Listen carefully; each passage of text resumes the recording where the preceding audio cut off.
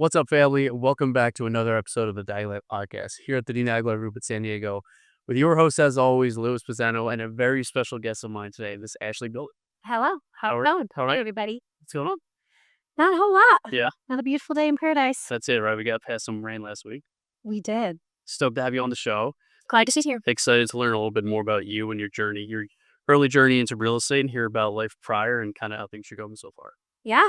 So tell us a little bit about yourself and kind of what the transition into real estate has been like for you. So I very early on got into the bar industry. I unfortunately lost my dad to suicide when I was in high school, 18 years old. So I was kind of forced to grow up pretty quickly.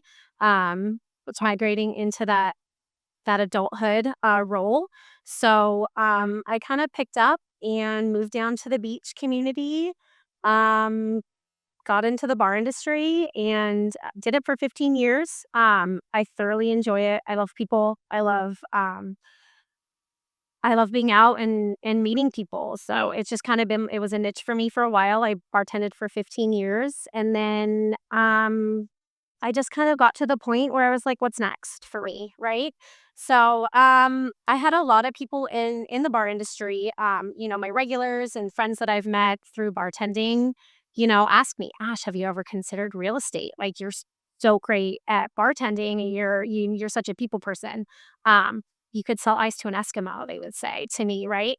And, I thought about it for a little while and I was like, why not? This could be my next journey. I kind of felt like, my dad was in my head a little bit, like, go for it, you know? I love that. Yeah. So I signed up for the program. I took the courses, I passed the test and here I am. Or here I am. That's it. Yeah. Well, first and foremost, I'm sorry for obviously your father. Thank you. Yeah, time ago. And so, um, it's never something easy, regardless of how much time passes. So, apologies, my condolences. But Appreciate that. obviously, that's giving you a lot of strength for who you are today. It really I'm helps. sure that's aided in kind of the journey that you've been on. And prior to coming to San Diego, where were you prior? I've born and raised in San Diego. Born and raised in Born and raised San Diego. I've been here my whole life. Got it. I grew up in East County. Moved down to the beach about 19 years old. And I'm still there now. What beach? I live at Crown Point right now, so make Pacific Beach. Yeah, no, for sure. Yeah. I mean, growing up on the Jersey Shore, like my plan was to move to the West Coast eventually, and Vegas was a pit stop for 3 years just to get to California, and I got to be by the water, so I understand being by the ocean. Blah. In terms of obviously, and we see it a lot. There's a lot of hospitality people that go from the service industry into real estate. The biggest jump was during COVID when we saw half of hospitality go into real estate because a barista can make a quick buck in real estate during those times, which is not the case anymore. And there's a lot of those people that are no longer in real estate. It definitely takes someone with tougher skin and the ability to really connect with people, not just your average hospitality person that kind of really thrive in real estate, Right. which is what you're starting to do, obviously being so early in, which is amazing. So what has the transition been like so far for you? It's been kind of a lot. In a good way though. I'm thoroughly stoked that I am where I am today. Sorry, what was the question? What was the transition? So the transition. I'm still very much in the bar industry a little bit. I wouldn't say very much. I still bartend, Mhm. once or twice a week. Um, I have a hard time steering away from that. I think because I'm so comfortable, I have a really hard time with change. Yeah. And being in the bar industry for 15 years, it was scary for me to just kind of start fresh with something new. For sure. So that was definitely a hard part for me.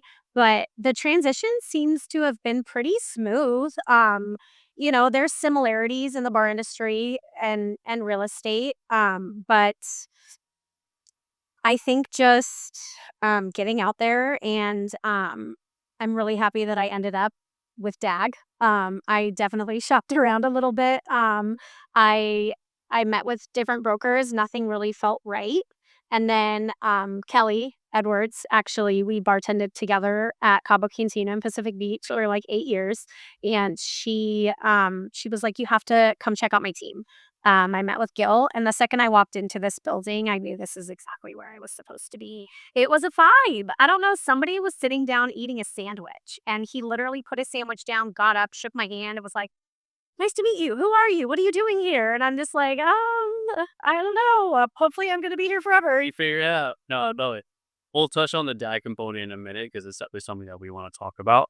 In terms of, and again, right, like there's a lot of us that have come from hospitality into real estate, myself included. I was more so on the director GM operational side, not so much the service side, but say all the time, real estate is not a sales business, it's a people business. Yeah. So as long as you're in hospitality and you actually care about servicing people, it can be I don't want to say easy transition, but a transition where you can be more successful than most people.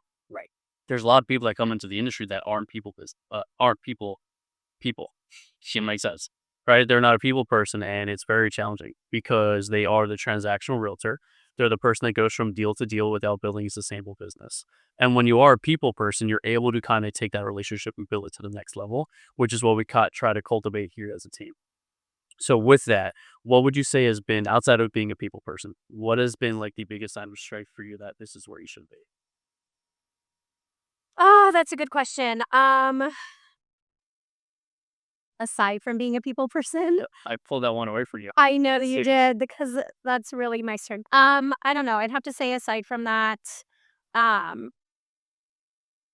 I'm a very open person. I'm open to change. I'm open to people giving advice. I think just being open to other people's opinion maybe might be a strength of mine. for sure. I'm kind of like channeling my inner sponge lately, just kind of soaking everything in, and trying to learn from it. And that's all you can do because I mean I'm starting my 5th year. There's people that have been doing it for 15, 20 years and we're still learning things every day. You're never gonna know enough or know more than you really think because real estate does change so much. And whether it's per transaction, per client, per whatever it is, it's always gonna be changing. So you will always be a sponge. There's just levels to it. Right. And I definitely think, um, I don't know, one of my main strengths is probably my family. My husband is like my biggest supporter. He's been amazing through all of this. I definitely work a lot more than I was bartending 2 or 3 days a week, and he's been there for me to pick up the pieces and do laundry for me if I need it done, and my daughter as well. She's every time I get ready for an open house, she's just like, "Mommy, you look so beautiful. Go sell a house today." So I think that's definitely probably my biggest strength, not necessarily personally, but a strength that I have is definitely my family being there for me. That's huge because we have so many people on the team that are in a similar junction in terms of having that family component. And everyone looks at real estate as it's like you make your own schedule. Yes and no. You work nonstop. It as an entrepreneur, which is what we are, is you're always on go mode, whether that's with family or work or yourself, right? So because with a lot of people on the team, a lot of single parents on the team, a lot of married couples on the team with kids, and they find that harmony because we can't really call it balance with the industry that we're in because there's no such thing. Right. So with him being as obviously a great partner, you being a great wife and being a great mother and having a great daughter, what has that journey been like figuring it out together? Like Um, while you're trying to balance and harmonize the life still. it's honestly it's been really great. My husband and I, a little off topic, but we decided to give up alcohol a little over a year ago. I'm at 5 months. Yeah. What? So, I'm a year and 3 months in, Congrats. and the best decision I could have ever made for my family, for myself. Um, so giving up alcohol has really made it a lot easier for me to, sorry, I forgot the question You're again. good. What was like the like how have you guys been able to Adapt. Okay, so definitely giving up alcohol has made it a lot easier. I think just the communication is so much easier. I'm more focused. A lot of different things have come, positive things have come from giving up alcohol. So I think that that has made things a lot easier. Does that answer your Yes, because and it's funny because nothing negative ever comes from giving up not drinking. 100%? It definitely changes things, and with you making a huge life change too, going through real estate, there's a lot of change, Yeah. right? And earlier you said you don't really like change much, but there's a lot of change going on, which is huge. So I would challenge you to say you do like change, just a little bit of an adoption that comes with it. Absolutely. In that regard, right, we have so many people that have transitioned from one career or another that either just jump ship or slowly transition over, but eventually real estate becomes the full time thing. What is your ultimate goal with real estate where you kind of see it flourishing for your career moving forward? My ultimate goal is to be full-time in real estate. Mm. That is my ultimate goal. I I mean, I've only been in this business for 5 months at this point, but like I said earlier, I know this is exactly where I'm supposed to be. Yeah. I thoroughly enjoy this team. I thoroughly enjoy, the real estate business. Yes, I'm new and I'm learning so much, but I'm enjoying it. I really am. I'm enjoying the open houses and meeting people and talking to people. And, there's ups and downs. I lost my first client and then, I had a phone call over the weekend of some guy that got my number off social media and wants to come to San Diego and invest in a property. So it's like, it's definitely been an emotional roller coaster. And it always will. But, I'm happy that I'm here, I really am, so this is definitely my goal. I will steer away from bartending eventually, but again, it's part of my networking. I meet so many people when I'm behind the bar, For sure. but my ultimate goal is full-time real estate. Love that. And I think it comes without saying where you do have to have tough skin in this game. And as well as like even being behind a bar, right? You deal with a lot of shitty people. You especially over 18, 19, 20 years, you deal with people that you're so happy you'll never see them again. 100%. And you deal with coworkers and owners and bosses that like you just can't stand. And in real estate, you're going to deal with having to have tough skin through certain clients and certain escrows, dealing with other agents. So it's going to translate for sure. Right. What has been the biggest challenge for you so far in the 5 months? I think the biggest challenge has definitely been building that thick skin, because like you said, my bartending skin is like leather. My real estate skin, not so much. It's a little translucent. Well, for bartending, it took some time to get. Absolutely, and I was actually just talking to my husband about this the other day, and I was like, I can deal with the people in the bars, and I can, cut somebody off and kick them out. You know what I mean? So I'm excited to get more confident, in taking control of conversations and that kinda stuff. So I think just building that tough skin and that's probably been my biggest challenge. And I love that because it comes with repetitions, right? And it comes with the practice. It comes with being present. It comes with contributing. It comes with being here. And oftentimes, especially with conversations I have with other agents, it's people on our team never fail due to a lack of training, culture support, or a lack of opportunity. It's typically the people that have one foot in, one foot out that they don't really know, which isn't new because you know this is what you want to do. There's people that have one foot in, one foot out where they're just trying to feel it out. It's not going to work out the way because you have to fully commit to something like this because it can take 6, 7, 8 months to get your first check, right? So there's definitely the skin of the game, but also that tough skin. So making that kind of transition is huge because people like yourself are the ones that make it because it's what you know you want to do. Right. So with those like conversations at home, like what does the full scope look like for you guys with like where you want real estate to take you? Like what's down the road with real estate? Um, well, we definitely wanna buy a house eventually. We're renting in PB. But I wanna show my daughter that, a strong, successful woman is really important. My dad really instilled, um responsibility when I was younger. Responsibility was very important. I had a laundry list of chores that I had to do before I could even do my homework. Yeah. So I want to stand out for my daughter. I want her to see that I'm successful and I can be happy doing it. And definitely owning a home at one point would be super important to me. My mom lost the home that I grew up in through everything that happened after my dad passed. So I just want to build a beautiful life for my family. That's most important to me. And that's powerful, right? A lot of people have all these ulterior motives or like the materialistic world or something that's driving them that's all about them. And for you, it's about your family. It is very And dramatic. it becomes powerful in terms of like what's pushing you forward. And that's huge. So I appreciate you sharing with that. Absolutely. In terms of being with DAG, we'll go back to you kind of showing up the DAG and, kind of getting the vibe. What was it or when was it where you're like, okay, this place is home for me? So it was definitely when I walked in here. Okay. Um, like I said, I got my license. I started getting, having people reach out to me, meeting with brokers, Caldwell, Berkshire, all of those. And they just never felt right. I would leave that meeting going like, nope, that's not it.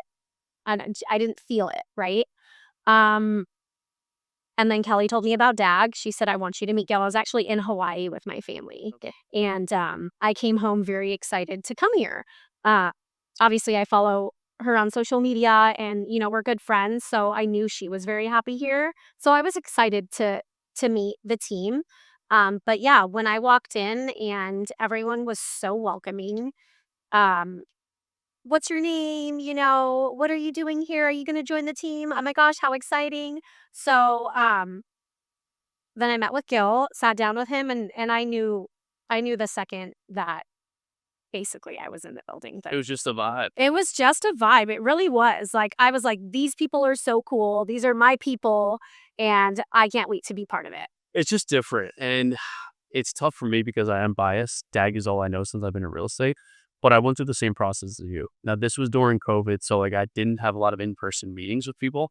It was phone calls, and each phone call, I just felt like another number. Like, I'm number 1, I'm number 2, I'm number 7, I'm number 42, I'm number 59, right? It was just one thing after another with those different, box name brokers and team leaders, and luckily for me, I learned at a very young age the difference between a leader and a boss.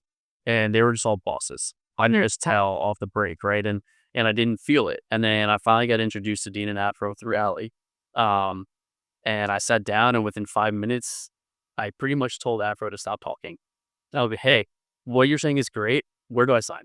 Right. That's literally what our conversation was like, and it was just, I came in a button up, I had slacks on, dress shoes, and that's not who I am.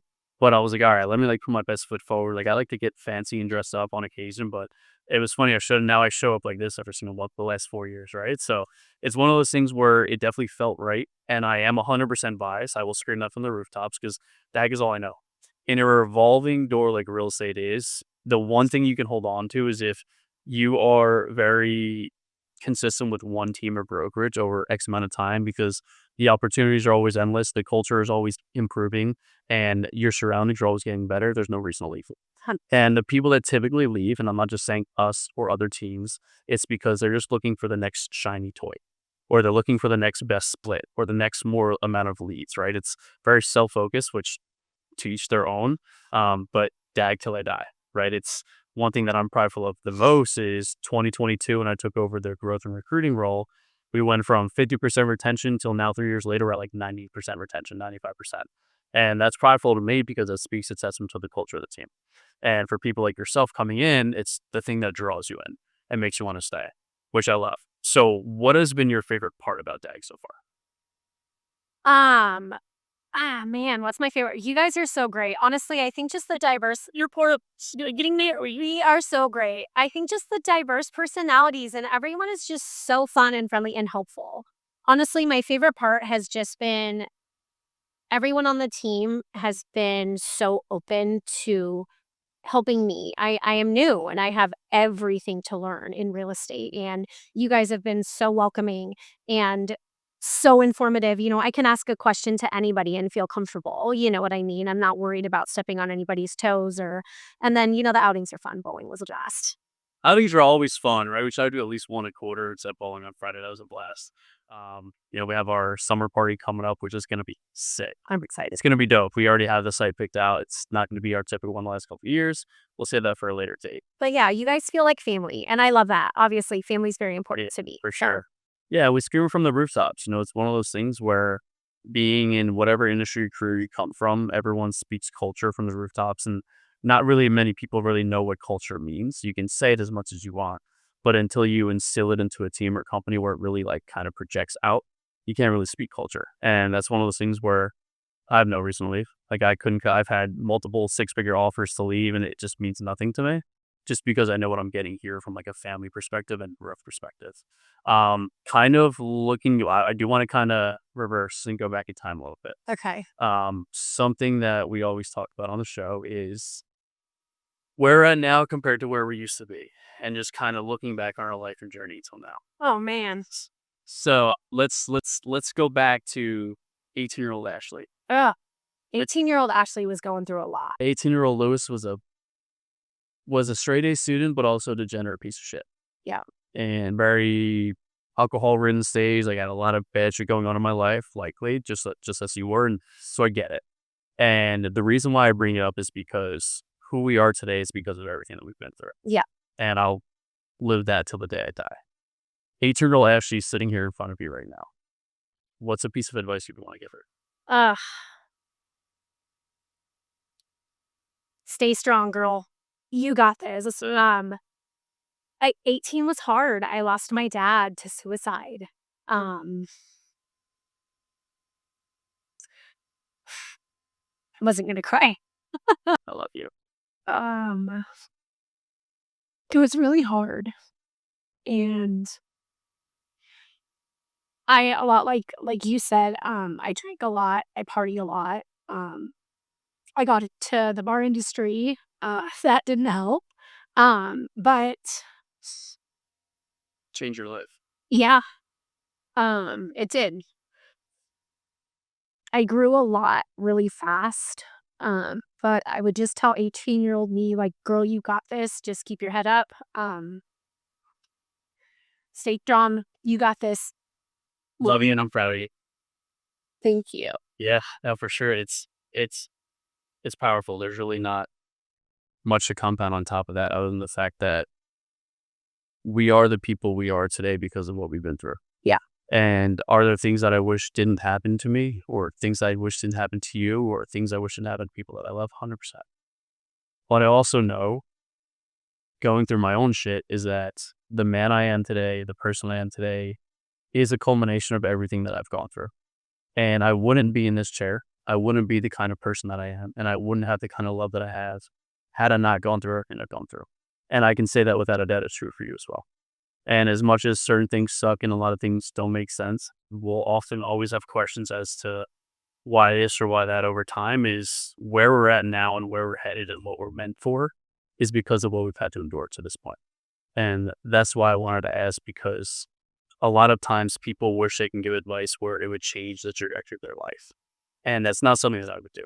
Right. And that's because, are there things that I wish I'd done differently? Sure. Are there things that I wish I'd gone differently? 100%. But do I want to live with regret in a way that I wouldn't be who I am or where I'm at today? No. Because I know I'm set up for the best future that I can ever have by being here and by going through what I've gone through. And I can say the same for you as well. Absolutely. And I can almost guarantee that you wouldn't be the woman, wife, mother, or person you are today had you not gone through what you've gone through. Definitely not. So I'm proud of you. Thank you very much. And I love you. Proud of myself. You should be. You should be. I've come a long way. Yeah. I'm happy for you. Thank I you. love that. Terms of kind of looking ahead, right? A lot of exciting things to the future. You're starting a new career. There's a lot to look forward to, and you have an incredible life ahead of you. One thing that we often talk about with the team, which has been top down from being an Afro down to all of us, is we talk a lot about legacy. And oftentimes, we don't think about where we want to be at down the road too much, but it's something that I think, for me, I look at it as a North Star. And when we talk about legacy, if we're looking later years down the road, when all is said and done or getting close to it, what would Ashley love for her legacy to be? And like a legacy for everyone, or I mean, I just want to show the world that, like, confident, successful women are what's up. Or This love the confident, successful. confident, successful women are what's up. Love that. Yeah. That's super cool. Yeah. Well, you're there. You are definitely there. I wouldn't say you have to accomplish X, Y, Z to be there. You're definitely there for what you've overcome in life and where you're at. So there's a lot to be proud of, and I'm proud of you. Thank you so much. It's amazing, for sure. Well, I think there's no better place to end it than there. So I am grateful for having you on today, and I appreciate you for sharing a lot of your life. Thank you for having me. Of course, and I'm excited to kind of see where this career takes you as a part of our team. Me too. Love it. All right. Thank you guys for watching another episode of Diet Web Podcast. See you next time.